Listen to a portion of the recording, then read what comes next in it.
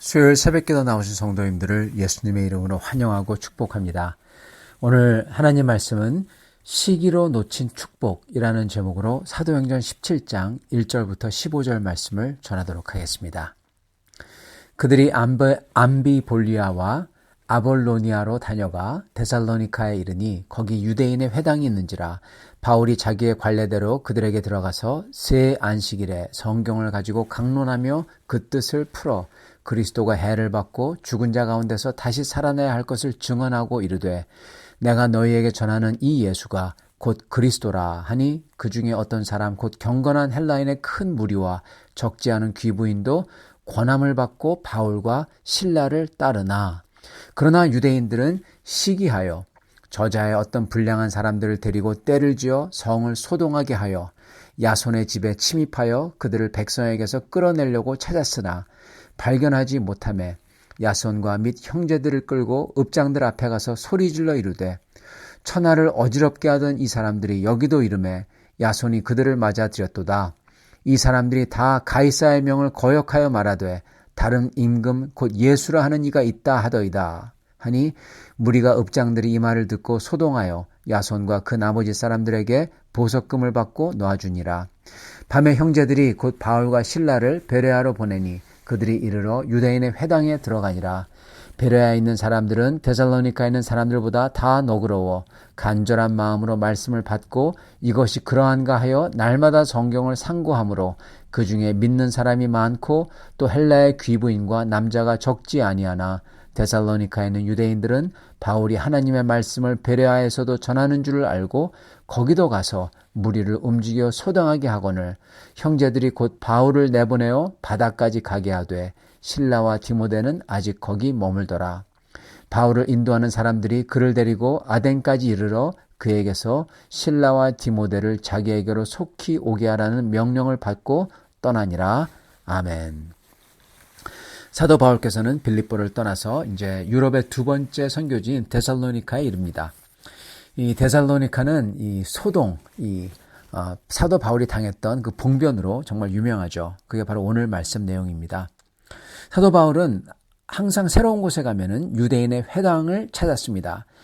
이 회당은 유대인들이 모여서 예배를 드렸던 곳입니다. 그래서 랍비였던 바울 자신도 자연스럽게 이런 세팅인 회당에서 성경을 강론할 수가 있었습니다. 그러면서 복음을 전할 수가 있었던 거죠. 평생 회당을 드나들면서 성경을 배웠던 이 유대인들, 그래도 성경의 핵심 내용을 전혀 듣지 못했던 이들이 바울의 이 복음을, 성경의 핵심을 3주 연속 들었던 겁니다. 그래서 사도 바울은 성경에서 이 메시아, 즉 그리스도께서 박해를 받고 죽은 사람 가운데서 다시 살아나신다고 하셨는데 이분이 바로 예수님이다. 그렇게 바울은 증거를 합니다. 이것을 들었을 때 유대인 대부분들은요, 이거를 들었을 때 알 수가 있었습니다. 모든 사람은 아니었지만 적어도 이사야 선지서를 읽고 공부했던 사람들은, 적어도 그거를 들었던 사람들은요, 하나님의 종, 그리고 다윗의 후손, 메시아가 바로 하나님의 종이고 다윗의 후손이죠. 메시아께서 백성을 위해서 백성 대신에 고난받고 박해받는다. 그걸 알고 있었어요. 그럼으로써 백성이 온전하게 된다. 그 사실을 다 알고 있었던 겁니다. 그리고 또한 이 그리스도께서 오실 때 에스겔서에서 나오는 것처럼 모든 죽은 사람들이 다 부활한다. 그것도 알고 있었던 겁니다. 그래서 예수 그리스도께서 이렇게 박해받아 죽으시고 다시금 부활을 하셨다 그랬을 때 이들이 다 놀랐던 거예요. 어떤 사람은 믿는 사람도 있었겠고 어떤 사람은 믿지 못하는 사람도 있었고 또 어떤 사람은 반신반의하는 사람들도 있었을 겁니다. 오늘 말씀을 보면은 사도 바울께서 전했던 이 강론을 듣고 많은 사람들이 이걸 믿었다고 합니다. 네, 유대인들이 만약에 선지서를 이사야서를 알면은 당연히 믿어야죠. 근데 문제는 뭐냐면 여러분, 또한 놀라운 일이 뭐냐면요. 이렇게 믿은 많은 사람들이 유대인들이 아니라 이방인들이었다는데 여기에 문제가 있습니다. 문제인지 아니면은 축복인지 몰라도요. 네. 유대인들보다도 이방인들이 이걸 듣고는 열렬히 환영하면서 믿었던 거예요. 그리고 그거를 보는 유대인들은 그게 꼴사나웠던 겁니다. 한마디로 얘기하자면 이런 말을 쓰고 있지만 꼴불견이었던 거예요. 꼴사나웠던 거예요. 그걸 성경이 시기라고 합니다. 유대인들보다 이방인들이 이거를 열렬히 환영하며 믿었던 이유는 물론 다른 이유들도 있지만요. 그렇지만 특히 지금 이 내용이 율법을 지켜서 구원받을 수 있다. 이게 아니라 오직 하나님께서 예수님을 통해서 주신 은혜로 구원받을 수 있고 이거를 순수하게 받아들이는 것, 즉 믿음. 이걸 믿기만 하면 된다. 이게 이들을 열광케 했던 겁니다. 여기에 성경에 나오는 경건한 이방인이라는 이 명칭은요, 유대교로 개종한 헬라인을 뜻하는 명칭이었습니다. 그렇지만 할례를 받지 않은 사람들을 뜻해요. 할례 받는 거, 그리고 할례 받아서 돼지고기 같은 거 안 먹고, 그죠? 음식을 유대인 음식으로 바꾸고, 그리고 모든 정결 예식, 손 씻고 음식할 때 하는 법도 이거를 다 지키고, 이렇게 했을 때, 즉 몸에 받는 할례와 음식 문화를 바꾸고 제식 문화를 바꿔야 이때 비로소 아브라함의 언약에 들어왔다. 그렇게 말했던 겁니다. 그리고 그것도 유대인하고 똑같은 게 아니라 2등 시민이죠. 근데 그렇게 여러분 몸에 할례를 받고 음식 문화를 바꿔버리고 제식 문화를 다 바꾸는 거 너무나 힘든 겁니다, 여러분. 이거는 이 육체적인 것서부터 사회적인 것까지 다 바꿔야 되는 거예요. 그렇기 때문에 그 당시 이 헬라인들은 대부분 하나님을 믿고 싶지만은 그리고 믿어요. 그렇지만은 이렇게 할례나 음식 문화, 제식 문화 이걸 다 못하고 있었던 겁니다. 그렇기 때문에 이들은 항상 하나님 앞에서는 유대인들이 이들을 보고는 아유 저들 저 이방인들 불쌍한 이방인들 우리보다 못한 제 2등 시민들 그래도 저들이 하나님을 경외하기나 하네. 하나님의 은혜로 그래도 끝에 가면은 그래도 구원의 끝자락이나 밟을 수 있을까? 이랬던 거예요, 여러분. 유대인들보다 못한 자들로 취급받았던 겁니다. 그런데 사도 바울이 와서 복음을 전하는데 예수 그리스도 안에서는 유대인이나 이방인이나 차이가 없다. 그래버린 거예요, 여러분. 그러니까 이방인들은 열광을 하는 거고 유대인들은 어떨까요? 네. 머리가 갑자기 눈이 확 돌아버리는 겁니다. 싫어하는 겁니다. 그리고 더군다나 이렇게 믿었던 사람들 중에서 상류층 부인들도 있었다. 그렇게 기록합니다. 이 말은 뭐냐? 큰 영향력과 부를 가진 사람들이 예수 그리스도를 믿었다는 겁니다. 그리고 이걸 본 유대인들이 믿지 못했던 사람들뿐 아니라 반신반의하던 사람들도 이 순간 돌변합니다. 5절 그러나 유대인들은 시기하여 즉 모든 걸 다 알고 있었고 이게 맞는 말인지도 알고 있었는데 싫은 거예요. 왜요? 시기하기 때문에. 이 말씀이 사실 죄진 인간, 특히 스스로 죄가 없다고 하며 의롭다고 하는 인간들의 정곡을 찌르는 겁니다. 유대인들이 스스로 죄가 없다고 그러잖아요. 의롭다고 하잖아요. 그들의 정곡을 찔러요. 그런 사람들은 이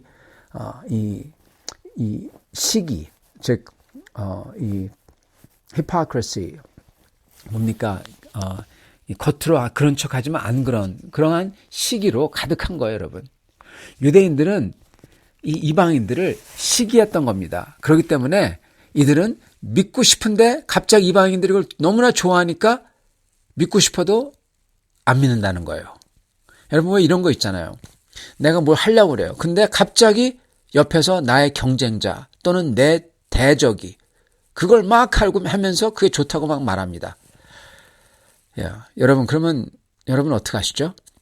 네, 그러면 그거 하려다가도 안 하죠. 네, 99%가 대부분 그래요. 그거 하려다가도 안 해요. 어떤 분들은 심지어 자기가 하고 싶었던 건데 좋은 건데 그걸 비판합니다. 폄훼합니다. 여러분 이거는 아닙니다. 그러면 안 돼요. 안 하면 그만이지만 안 하면 자기 손해죠. 근데 그걸 비판하고 폄훼하는 거는 그거는 거짓된 거죠. 유대인들은 자기들이 먼저 믿고 먼저 하나님의 백성 제1 백성이 돼야 되고 모든 민족 위에 더 위에 올라가 있어야 됐던 겁니다. 근데 이방인들이 대거 믿는다. 그래서 똑같아진다. 그러면 우리들은 안 믿어. 이겁니다, 여러분. 그리고 자기들이 그토록 지켜왔던 모든 자부심의 원천인 율법. 이거를요, 자기들은 지켰기 때문에 하나님 앞에서 고개 빳빳이 들고 하나님, 우리는 잘했죠? 이러고 싶었던 겁니다. 근데 예수님께서는 그게 더 큰 죄다. 아예 이방인들이 더 너희보다 낫다. 오직 예수의 은혜로 그거를 순전히 받아들이는 믿음으로써 구원받는다. 그거를 성경 말씀을 통해 증거했을 때 이들의 시기심과 자부심에 상처를 주는 겁니다. 뿐만 아니라 이 이방인들에게 동일한 구원과 자격이 주어졌다는 것과 심지어 귀부인들까지 몰려갔다. 이걸 보면서 자신들의 1등 천국 시민 되는 것, 그 자격, 그 특권, 그죠? 그리고 또한 영향력과 자기들의 이 귀부인들, 돈과 영향력이 있던 귀부인들을 갖다가 뺏기는 거죠. 영향력과 부가 한순간에 다 뺏기는 것을 느끼는 겁니다. 즉 성경에서 말씀하는 시기하여, 이 말은 자기들의 특권들, 하나님의 백성으로서의 특권, 율법 지키는 거의 특권, 영향력과 부의 특권, 이에 대한 특권이 다 없어지고 다 똑같아지는 것을 보면서 시기했다. 즉 메시아도 중요하지 않은 겁니다. 이거에 대해서는. 메시아인 줄 알면서도 모시고 영접하기는커녕 메신저들을 이제 박해하고 없애버리려고 하는 겁니다. 이거 싫다는 거예요. 메시아도 싫어, 이겁니다. 이걸 성경은 시기라고 부르는 겁니다. 만약 데살로니가 유대인들이 시기를 버리고 오직 주님의 은혜를 받아들였다면요, 그들은 더욱더 고상하게 인정받았을 겁니다. 하나님에게. 그리고 더 잘 됐을 거예요. 그런데 그들은 시기심 때문에 눈이 멀어 이 좋은 것을 놓친 겁니다. 성도 여러분, 저희도요, 아까 말씀드렸던 것처럼 우리의 대적이, 우리의 경쟁자가 뭘 할 때 그걸 딱 보고는 그거 갖다가 안 해버리거나, 그리고 그걸 보고 폄훼하거나 그러면 안 된다 그랬죠. 저희도 그런 시기로 인하여 또는 우리의 기득권과 지위를 잃는 것으로 인하여 내가 기득권을 잃어버릴까 봐, 내 지위를 잃어버릴까 봐, 또는 내가 경쟁하거나 내가 깔보는 사람 밑으로 들어가야 될까 봐, 그 사람들을 따라가야 될까 봐, 그렇기 때문에 폄훼하거나 그걸 버린다면 정말 좋은 것을 놓치는 겁니다. 여러분, 이러면 안 되겠습니다. 심지어 그것을 대적하는 사람이 되면 더욱더 안 되겠습니다. 여러분, 경쟁자나 적을 따라가도 괜찮아요. 그 밑으로 들어가도 괜찮아요. 아래로 들어가는 것 같아도 괜찮아요. 기득권을 잃어버리는 것 같아도 괜찮습니다. 왜냐하면 그런 것 같이 보이지만요, 결코 그렇지 않기 때문에 그래요. 오히려 자존심 상해서 또는 시기에서 정말 좋은 것을 버리면은 그거는 크나큰 손해를 보는 겁니다. 우매한 것입니다. 어떻게 보이든지, 그게 기득권을 잃는 것 같이 보이든지, 내 경쟁자 밑으로 들어가는 것 같이 보이든지 상관없어요. 결국 주님의 뜻을 붙잡을 때 주님은 그러한 우리에게 정말 좋은 것을 주시는 겁니다. 여러분, 경쟁은요, 다른 사람과 경쟁이 아니에요. 다른 사람과 대적이 아니에요. 결국 가서 경쟁은 내 죄와 경쟁이고 내 자신과 경쟁입니다. 주님 앞에서 온전하게 오히려 되는 거예요. 그래가지고 시간이 지나면 오히려 내가 생각했던, 내가 아래로 들어간 것 같고, 내가 내 지위를 잃어버린, 내 기득권을 잃어버린 것 같지만은 시간이 지나고 나면 오히려 더 큰 축복이 임하는 것을 보게 되는 것입니다. 여러분, 그것만이, 주님의 뜻을 행하는 것만이 중요한 사실이에요. 이 유대인들은 그 메시아의 메신저를 들었을 때 이방인들이 어떻게 되건 상관없이 신경 쓰지 말고, 왜 자꾸만 그들에게 신경을 써요? 그거 상관없이 그냥 우직하게 메시아를 믿었어야 됐던 겁니다. 여러분, 저희도요, 다른 사람 또한 지위, 기득권 이런 거에 신경 쓰면 안 돼요. 우직하게 우리 하나님의 뜻이라면은 그냥 그거 따라가면 되는 겁니다. 그러면은 축복이 많은 겁니다. 그렇게 하신 우리가 될 수 있기를 간절히 축원합니다. 우리 이 시간 같이 기도하도록 하겠습니다. 살아계신 하나님, 사단 마귀가 우리를 대적하기 위하여 우리의 심기를 거스릴 때가 너무나 많습니다. 주님의 뜻을 따라야 하는데 주님의 뜻을 따르지 못하도록 우리가 경쟁자나 싫어하는 사람이나 아니면은 우리가 그 모든 것, 우리의 마음을 딱 걸리는 것을 던져놓고 그 밑으로 들어가야 한다. 그를 따라야 된다.